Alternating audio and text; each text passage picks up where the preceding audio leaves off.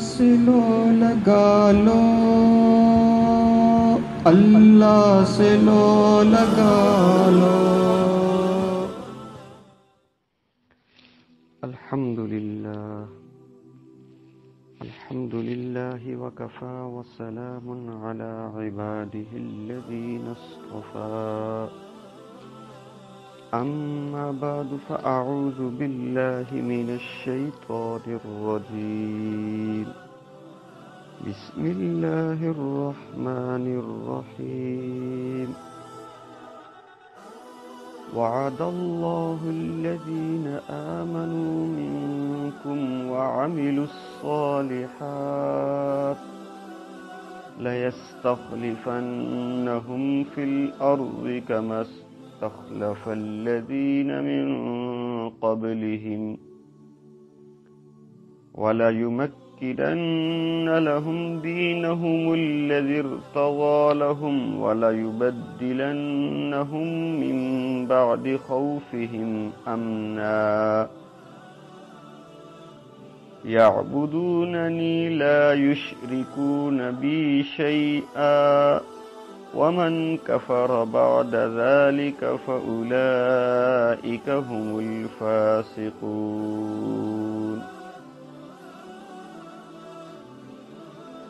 وأقيموا الصلاة وآتوا الزكاة وأطيعوا الرسول لعلكم ترحمون. سبحان ربك رب العزة عما يصفون وسلام على المرسلين والحمد لله رب العالمين. اللهم صل على سيدنا محمد وعلى آل سيدنا محمد وبارك وسلم. اللهم صل على سيدنا محمد وعلى آل سيدنا محمد وبارك وسلم. اللهم صل على سيدنا محمد وعلى آل سيدنا محمد وبارك وسلم. کیا فائدہ فکر و بیش و کم سے ہوگا؟ کیا فائدہ فکر بیش و کم سے ہوگا؟ ہم کیا ہیں جو کوئی کام ہم سے ہوگا؟ جو کچھ ہوا ہوا کرم سے تیرے، جو کچھ ہوگا تیرے کرم سے ہوگا.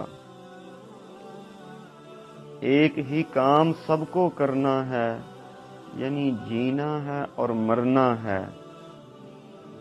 رہ گئی بات رنج و راحت کی، یہ فقط وقت کا گزرنا ہے.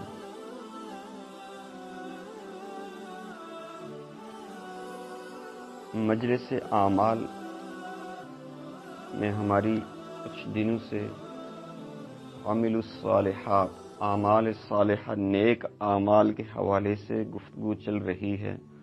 قرآن احادیث بارکہ کی روشنی میں اللہ سبحانہ و تعالی ہمیں اعمال صالحہ کے حوالے سے کیا حکم دے رہے ہیں.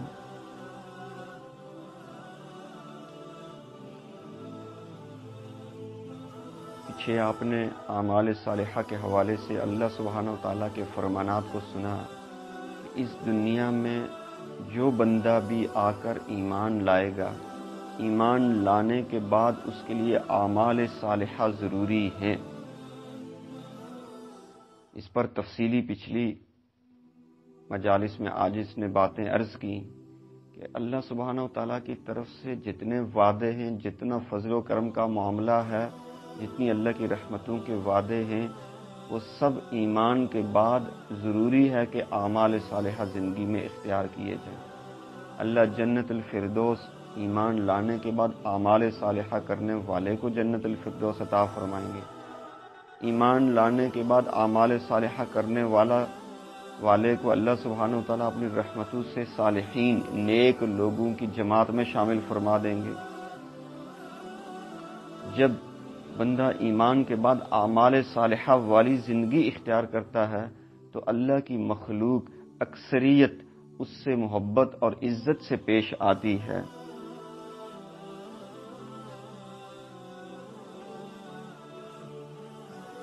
آج قرآن عظیم الشان میں سورۃ النور کی چند آیات کا ترجمہ اور مختصر تفسیر آپ کے سامنے عرض کروں گا۔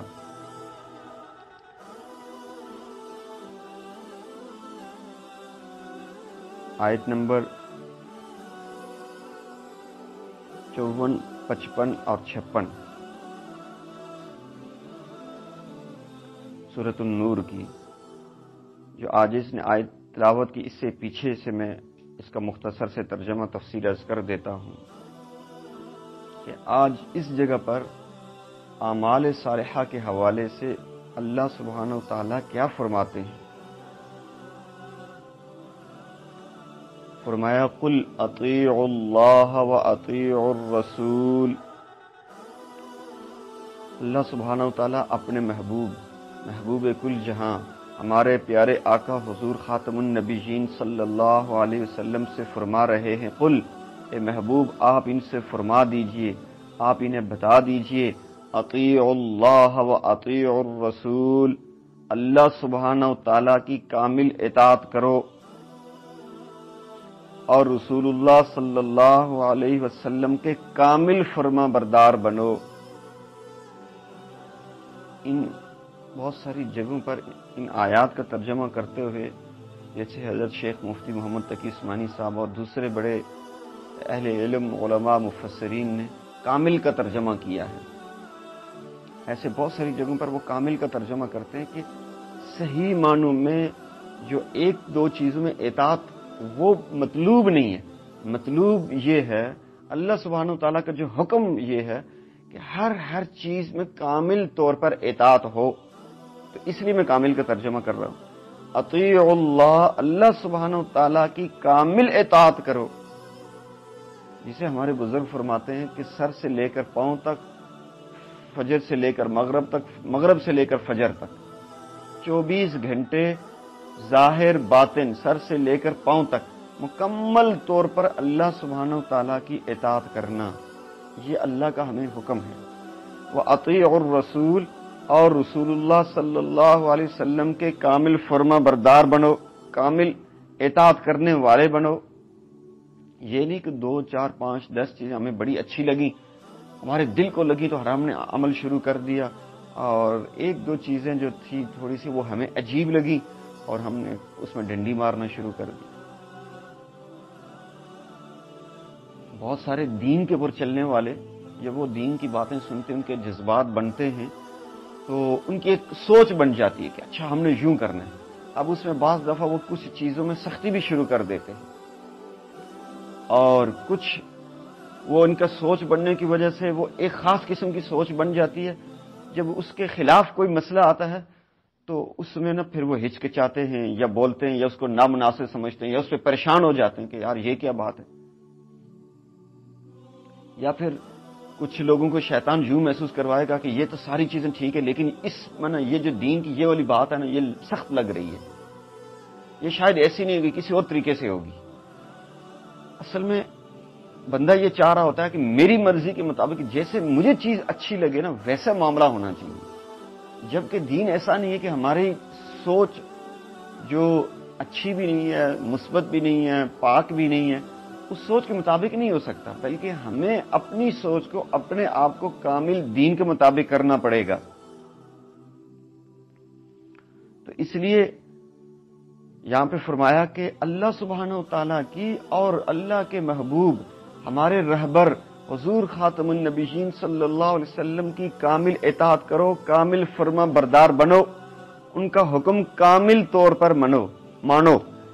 فَإِن تَوَلَّوْا فَإِنَّمَا عَلَيْهِ مَا حُمِّلَ وَعَلَيْكُمْ مَا حُمِّلْتُمْ،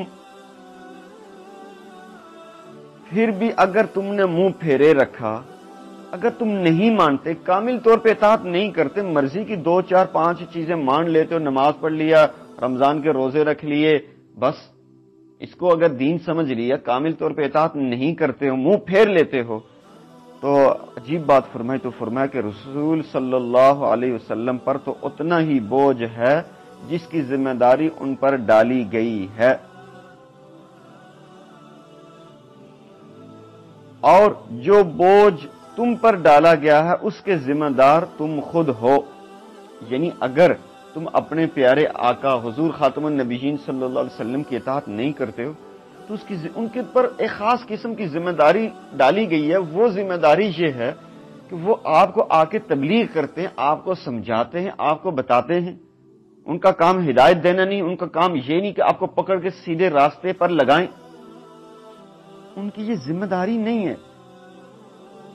ان کے ذمے بس اتنا ہے کہ وہ آپ کو اچھی بات بتا دیں، بری بات بھی بتا دیں کہ یہ اچھائی ہے، یہ برائی ہے، اور اس سے زیادہ بوجھ ان پر نہیں ہے۔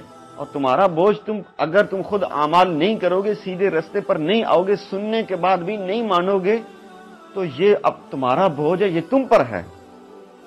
ہاں، کوئی یہ نہ سوچے کہ میں سیدھے راستے پر نہیں آیا یہ مولوی صاحب پر پکڑ ہوگی، یہ نبی پر نعوذ باللہ پکڑ ہوگی۔ نہیں، ایسا کچھ نہیں ہے بھائی، جب تمہیں بتا دیا گیا اب تمہارا بوجھ تمہارے اوپر ہے، تم نہیں مانو گے تو پکڑے جاؤ گے۔ آگے فرمایا وَإِن تُطِيعُوهُ تَهْتَدُوا،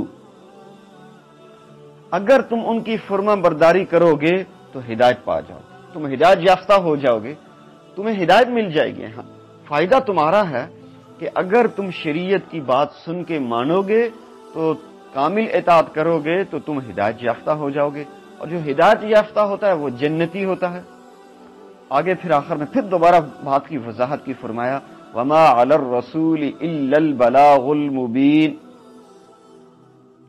اور رسول اللہ صلی اللہ علیہ وسلم کا فرض تو اس سے زیادہ نہیں کہ وہ صاف صاف بات پہنچا دیں۔ یعنی پیغمبر علیہ السلام کی ذمہ داری جو ہے وہ اتنی ہے کہ جو دین ہم نے ان پر نازل کیا وہ آپ لوگوں پر واضح صاف صاف انداز میں پہنچا دیں، بس اتنی ذمہ داری ہے۔